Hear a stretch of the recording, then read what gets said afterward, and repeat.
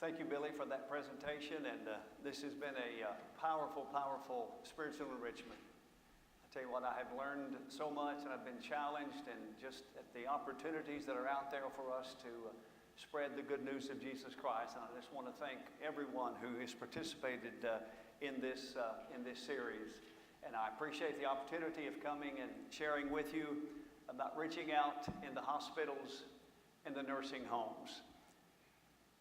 I thought of first of Jesus' statement here in Matthew chapter 9, seeing the people, he felt compassion for them because they were distressed and dispirited like sheep without a shepherd. Then he said to his disciples, "The harvest is plentiful, but the workers are few. Therefore beseech the Lord of the harvest to send out workers into his harvest." And so Jesus had that attitude of compassion, for the people. They were distressed, they were dispirited, and he was encouraging the disciples to go out and to minister to them, and that's what he's calling us to do as well.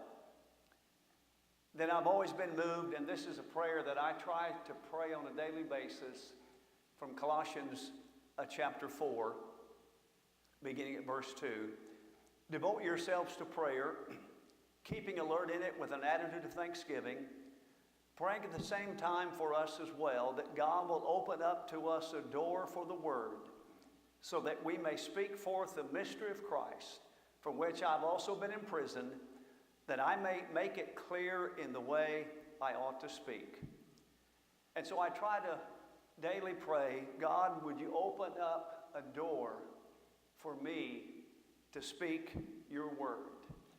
And may I speak forth in a plain, clear way the message that you desire that people hear and try to respond to.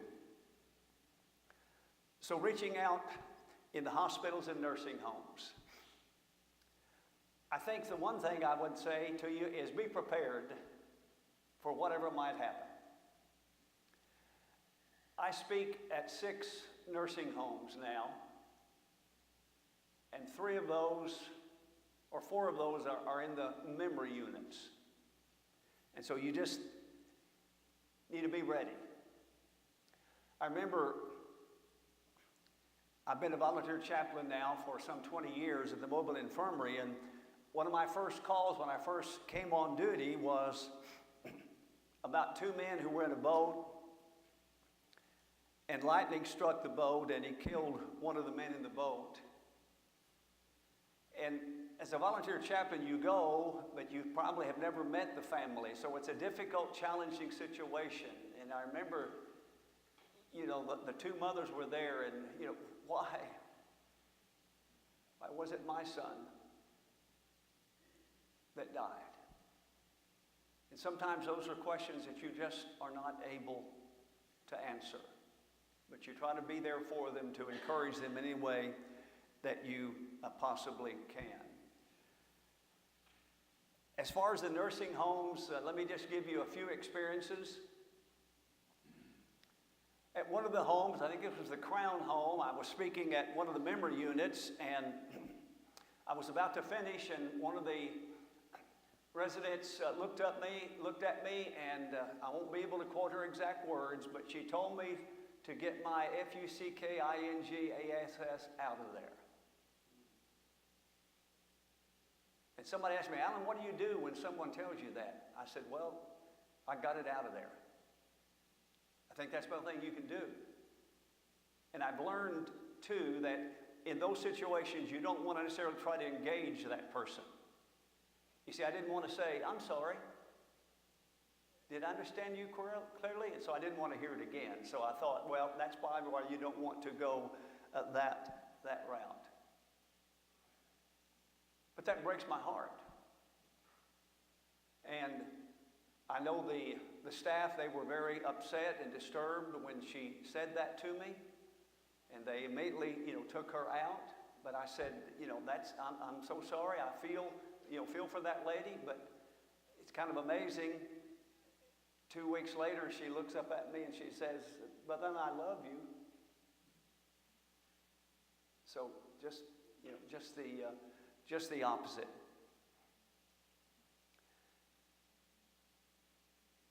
I went up to one of the residents and I asked her, I said, do you remember who I am? She said, no. But if you will go up to the front desk, they'll tell you who you are.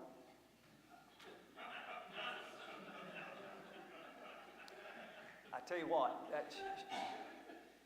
she really got me. I said, man, that is good. So be careful if you're in the nursing homes.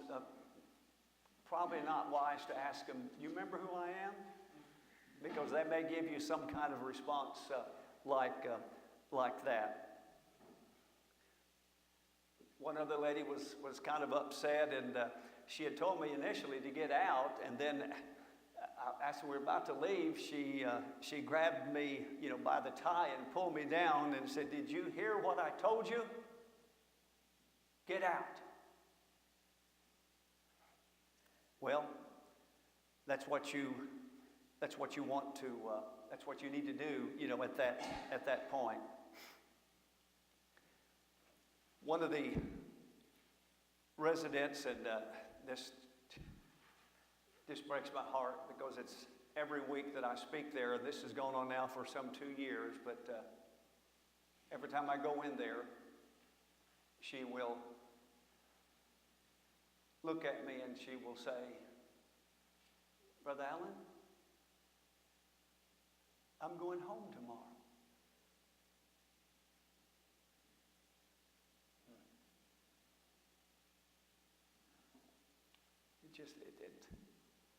It touches me how she says that to me. And I just tell her, I'm so glad, Cynthia. That is really some good news.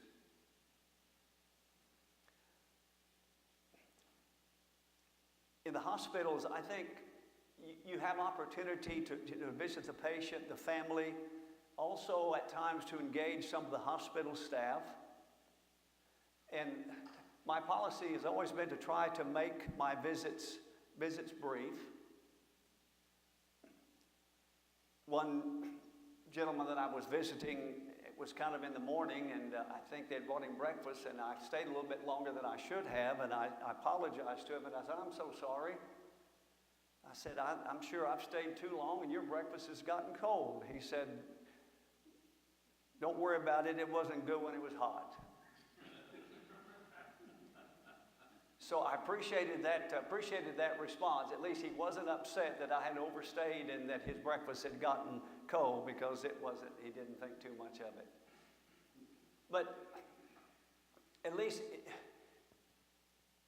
it gives me opportunities to meet people, to meet their families, to invite them, to our services.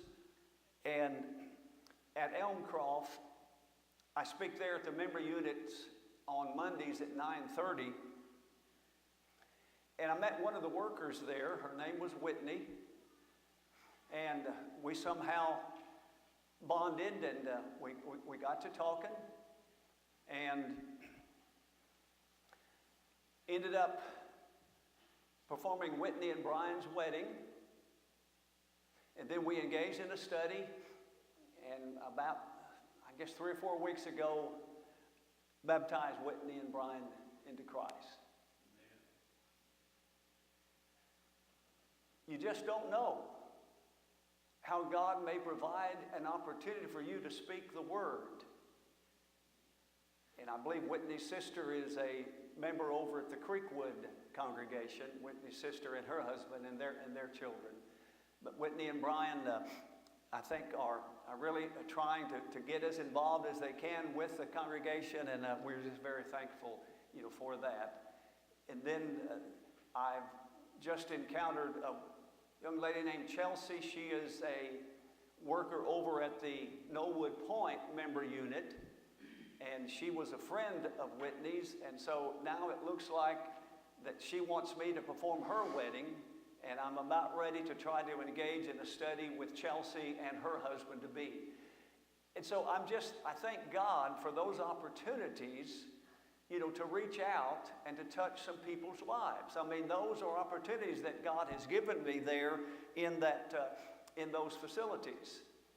I think this last week, one of the employees at Elmcroft asked me about Regency, and she said, well, I want to come and visit, and I want to bring my 2 children with me. She was asking me if we had a children's program, and I assured her that we have a very good children's program, and please come, bring your children, and I'm hoping that something will come from that. But that's just from being there on a weekly basis, and sometimes some of these employees, they hear my little presentation as I'm talking, with them.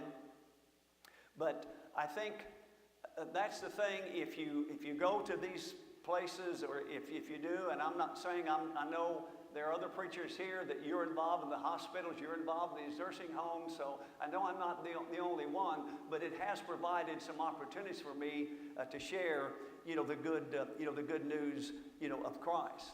But again, as I said, I think you just have to be ready for about anything. One woman at one of the homes, she said, Allan, could you please bring me some trail mix? I said, all right, I will try to do that. She said, because I just want you to know, that trail mix helps me so much with my bowel movements. Now, Joey, I didn't need to hear that. So I've tried to kind of avoid Joy a little bit, because I'm sure that's what she's going to be wanting, some more trail mix to help with those movements. But you just have to be ready. Knocked on the door, and this was one of my members who was at one of the facilities, and knocked on her door, and she said, who is it? And I said, this is Brother Allan. She said, well, come on in. And so I walked in, and what happens? She's naked. You talk about one of the fastest turnabouts that I've ever done in my life. And I remembered that story of the preacher who was visiting a member, and he knocked on the door and he left a note, and on the note it had Revelation 3:20, behold, I stand at the door and knock.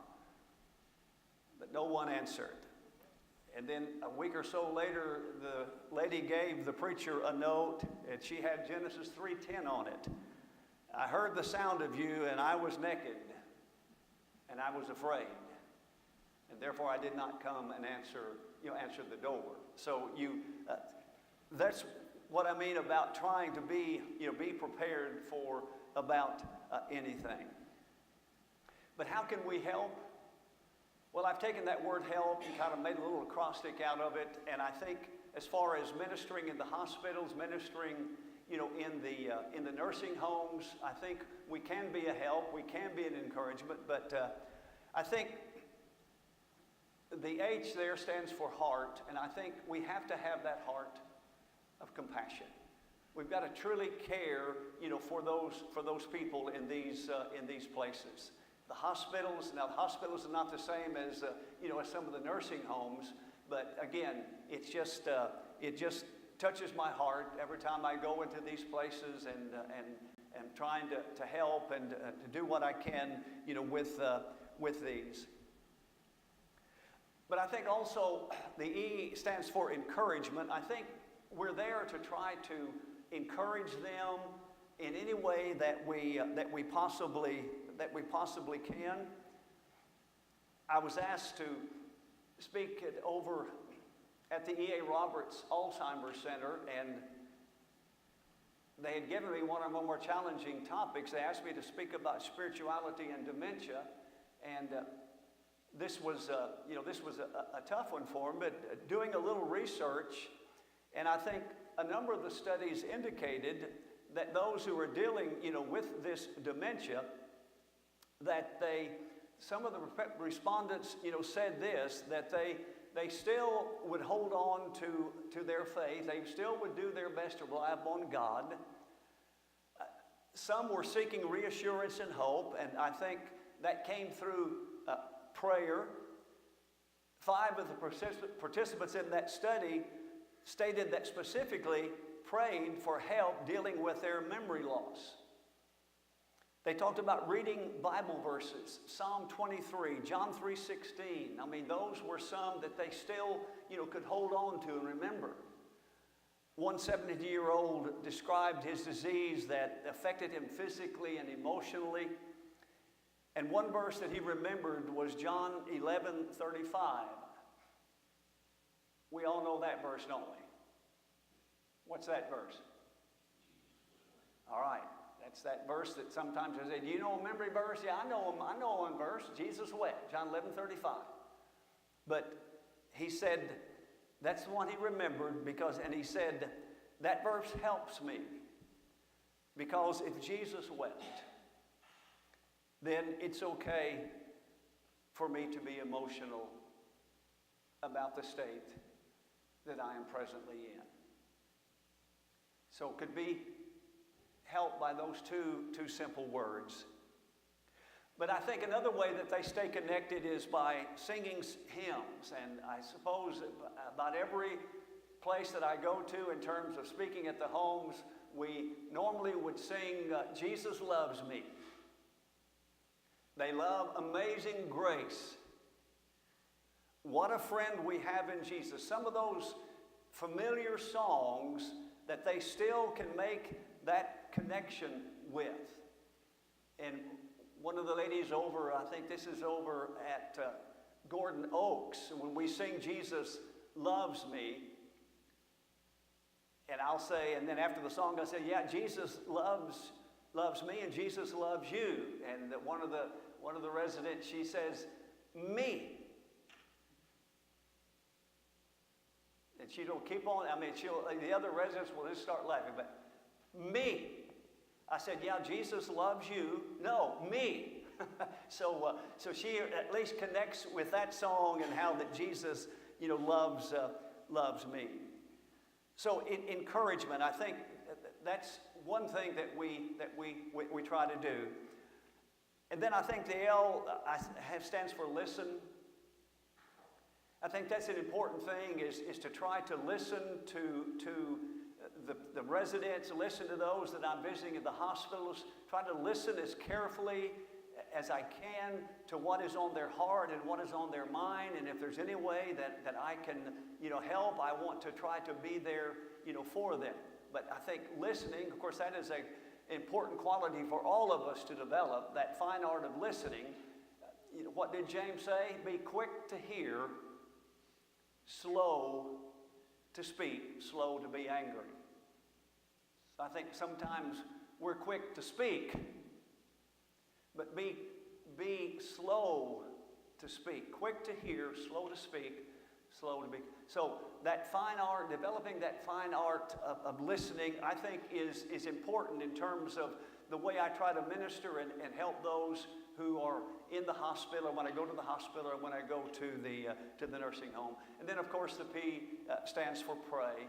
I think we certainly, that gives us an opportunity to pray, for those who are in those situations, and we want to do, whatever we can, to reach out and to help them, in any way that we possibly can. Well, as you know, I'm kind of known as that 20-minute preacher, and so I don't usually take up all of the time. But I thank God for these opportunities that He has given me to reach out to those in the hospitals and those who are in nursing homes. And I thank God for the opportunity of leading this one couple to Christ, and I'm hoping that some other things will happen. And again, as far as I mentioned engaging some of the staff. I've gotten to know some of the people at the hospital, some of the people at the nursing homes. So there's where you get an opportunity to know, some of those employees, and you have an opportunity also to invite them. And I think Billy has emphasized, others emphasized, never underestimate the power of a simple invitation, to come and to invite them to come. Now, I cannot get many of the people. Now, some of the people in some of the homes have expressed desire, I'd love to come, and to your services, and that doesn't always work out. But we can sometimes encourage some of those who are working with them to come. But that does open up a door, for me, to encourage them and to ask them and to invite them, to come. But I think reaching out to those in the hospital and to those in the nursing home, we've talked about a lot of ways that we're trying to reach out, and I appreciated the lesson of reaching out in the prison ministry, reaching out with all of these tools that we have available to us. I'm just amazed at what we have out there, today. But again, I think there will never be any substitute, for that one-to-one encounter that we can have with people when God gives us that opportunity. And again, I appreciate your letting me share a few things here, David, and that's about that I want to share here today. So let you get out a little bit early today. You won't mind that, will you? I don't think I've ever had anybody minding that, at all. They say, okay, thank you very much. But thank you, David.